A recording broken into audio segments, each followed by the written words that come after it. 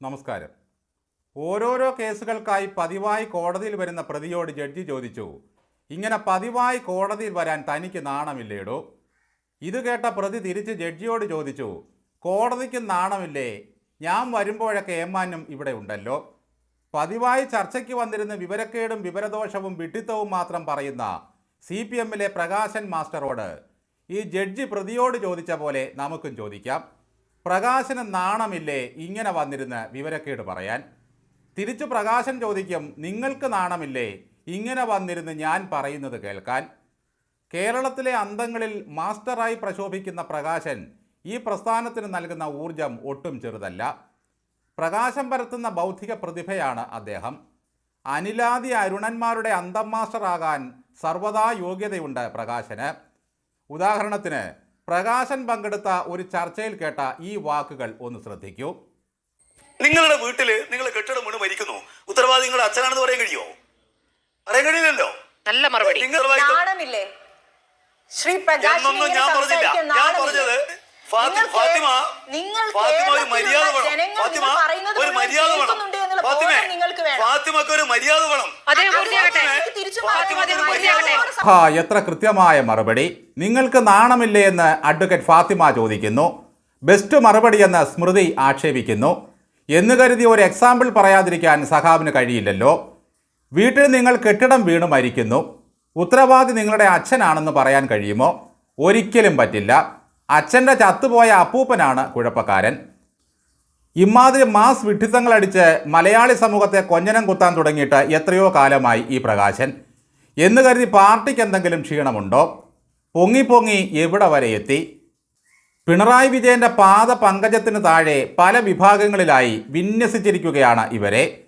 തമ്പ്രാന് കീഴെ ലെവൽ 2 നേതൃമന്യന്മാർ, അതിനു താഴെ വിടുവായൻ വിപ്ലവകാരികൾ, AK ബാലൻ, MM മണി, ജയരാജാദികൾ ഫെയിം, അതിനു താഴെയായി മാസ്റ്റർ ബിരുദവും ടീച്ചർ ഡിഗ്രിയുമുള്ള ഡോക്ടറേറ്റ് അന്തങ്ങൾ, തൊട്ടു താഴെ LLB എങ്കിലും യോഗ്യതയുള്ള കമ്മികൾ, അതിനും താഴെയായിട്ടാണ് ചാവേറുകളുടെ സ്ഥാനം.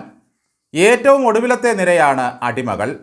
ഓരോ നിരയും ഭേദിച്ച് ശത്രുക്കൾക്ക് തമ്പുരാൻ്റെ അരികിലെത്താൻ വലിയ പ്രയാസമായിരിക്കും. തമ്പ്രാന് വേണ്ടി ചത്താലും കൊന്നാലും തെറിവിളിച്ചാലും മുകളിലൊരു സോഷ്യലിസ്റ്റ് സ്വർഗമുണ്ടെന്ന് കരുതുന്നവരാണ് ഇത്തരക്കാർ. പ്രകാശൻ മാസ്റ്റർ വെറുതെ കാറുകയല്ല. ശ്വാസകോശത്തിൻ്റെ സകല ശക്തിയുമെടുത്താണ് അദ്ദേഹം അധ്വാനിക്കുന്നത്. ഷുഗർ രോഗികൾക്ക് പഞ്ചസാരയുടെ ലെവൽ താഴ്ന്നു പോയാൽ സംഭവിക്കും പോലെ IQ ലെവൽ താഴ്ന്ന് നുരയും പതയും വന്ന് ഒരു വിറയലുണ്ട് പിന്നീട്. ഏതു ചർച്ചയിൽ വന്നാലും വേവുവെള്ളം വിഴുങ്ങുന്ന പോലുള്ള അവസ്ഥയിലാണ് പ്രകാശൻ മാസ്റ്റർ. ഇത്രയൊക്കെ ചത്തുകിടന്ന് തൻ്റെ കർമ്മങ്ങൾ ചെയ്തിട്ടും പ്രകാശന് കണ്ണൂർ ജില്ലാ സെക്രട്ടറി ആകാൻ പറ്റിയില്ല. ആ പദവി ജൂനിയറായ KKR കവചം കൊണ്ടുപോയി. ന്യായീകരണ അന്തങ്ങളുടെ എല്ലാം ദുർവിധിയാണ് ഇത്. ചത്തുകിടന്ന് ന്യായീകരിക്കാൻ വരാത്തവനൊക്കെ കൊള്ളാവുന്ന പദവികളിലെത്തും. ഈ പ്രകാശൻ EP ജയരാജൻ മന്ത്രിയായിരിക്കെ അദ്ദേഹത്തിൻ്റെ പ്രൈവറ്റ് സെക്രട്ടറി ആയിരുന്ന ആളാണ്. എന്തുകൊണ്ടോ എന്തോ ചിറ്റപ്പനെ തട്ടി തോട്ടിലിടും മുമ്പ് പ്രകാശനെ തട്ടി. EP-യുമായും പുള്ളി അത്ര രസത്തിലല്ലെന്നാണ് കരക്കമ്പി. പാർട്ടി ജിഹ്വയായ കൈരളിയെപ്പറ്റി പ്രകാശം പറഞ്ഞ ഈ ഉദ്ധരണി കേൾക്കേണ്ടത് തന്നെയാണ്. കൈരളി തീരെ നിവൃത്തിയില്ലെങ്കിൽ മാത്രമാണ് അസത്യത്തെയും അർത്ഥസത്യത്തെയും ആശ്രയിക്കുന്നത്. ചട്ടിമറിയയെ പോലുള്ള വമ്പൻ സ്രാവുകൾക്കെതിരെയൊക്കെ മാത്രമേ അവർ അസത്യം പറയുകയുള്ളൂ എന്ന് സാരം. അഡ്വക്കേറ്റ് ഫാത്തിമ പ്രകാശൻ മാസ്റ്ററോട് നിങ്ങൾക്ക് നാണമില്ലേ എന്ന് ചോദിച്ചു.